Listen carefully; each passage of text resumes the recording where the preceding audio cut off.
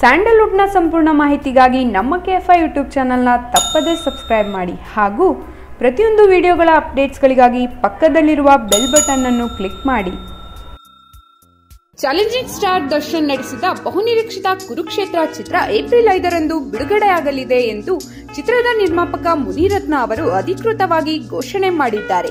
ಇಂದು ರಾಜರಾಜೇಶ್ವರಿ ನಗರ ಶಾಸಕ ನಿರ್ಮಾಪಕ ಮುನಿರತ್ನ ಅವರು ತಮ್ಮ ಕಚೇರಿಯಲ್ಲಿ ಸುದ್ದಿಗೋಷ್ಠಿ ನಡೆಸಿ ಕುರುಕ್ಷೇತ್ರ ಚಿತ್ರ ಏಪ್ರಿಲ್ 5ರಂದು ರಾಜ್ಯದಾದ್ಯಂತ ಬಿಡುಗಡೆಯಾಗಲಿದೆ ಎಂದು ಅಧಿಕೃತವಾಗಿ ಘೋಷಣೆ ಮಾಡಿದ್ದಾರೆ. ಕುರುಕ್ಷೇತ್ರ ಸಿನಿಮಾ ಬಿಡುಗಡೆಗಾಗಿ ಪ್ರೇಕ್ಷಕರು ಕಾತುರದಿಂದ ಕಾಯುತ್ತಿದ್ದರು.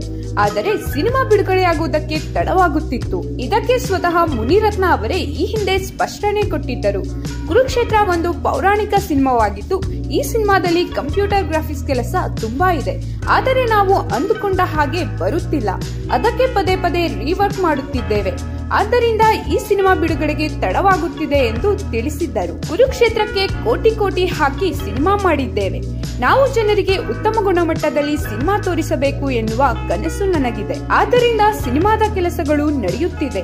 ನನ್ನ ಕನಸು ಈಡೇರುವ ತನಕ ಕುರುಕ್ಷೇತ್ರ ತೆರೆ ಮೇಲೆ ಬರಲ್ಲ ಎಂದು ಮುನಿರತ್ನ ತಿಳಿಸಿದ್ದರು. ಈಗ ಸಿನಿಮಾ ಬಿಡುಗಡೆಗೆ ತಯಾರಾಗಿದ್ದು ಚಿತ್ರದ ಎಲ್ಲಾ ಕೆಲಸಗಳು ಮುಗಿದಿದೆ. ಕುರುಕ್ಷೇತ್ರ ಬರೋಬ್ಬರಿ 50ರಿಂದ 60 ಕೋಟಿ ರು ವೆಚ್ಚದಲ್ಲಿ ವೃಷಭಾದ್ರಿ ಪ್ರೊಡಕ್ಷನ್ ಅಡಿಯಲ್ಲಿ ನಿರ್ಮಾಣವಾಗಿದೆ. ಕುರುಕ್ಷೇತ್ರ ಚಿತ್ರವನ್ನು ನಾಗಣ್ಣ ನಿರ್ದೇಶಿಸಿದ್ದಾರೆ. ಈ ಮೊದಲು ದರ್ಶನ್ ಅಭಿನಯದ ಕ್ರಾಂತಿವೀರ ಸಂಗೊಳ್ಳಿ ರಾಯಣ್ಣ ಚಿತ್ರವನ್ನು ನಾಗಣ್ಣ ನಿರ್ದೇಶಿಸಿದ್ದರು. ನೂತನ ತಂತ್ರಜ್ಞಾನದಲ್ಲಿ ಬಾಹುಬಲಿ ಚಿತ್ರಕ್ಕಾಗಿ ದುಡಿದ ತಂತ್ರಜ್ಞಾನಿಗಳ ಕೈಚಳಕದಲ್ಲಿ ಕನ್ನಡದ ಕುರುಕ್ಷೇತ್ರ ಮೂಡಿ ಬಂದಿದೆ.